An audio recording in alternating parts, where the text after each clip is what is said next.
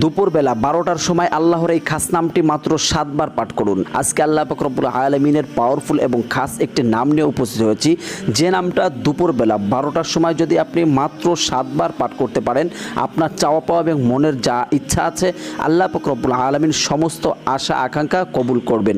সুবহানাল্লাহ।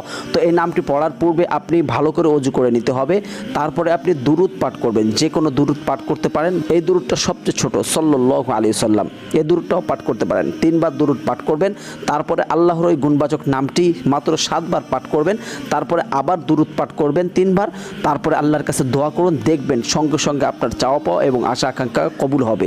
তো আল্লাহর নামটি জানার আগে ভিডিওতে লাইক, চ্যানেলটি সাবস্ক্রাইব, ভিডিওটি শেয়ার করার অনুরোধ করছি। আল্লাহর সেই খাস নামটি হচ্ছে আর রহমান, অর্থাৎ আর রহমান অর্থ হচ্ছে দয়ালু, পরম দয়ালু।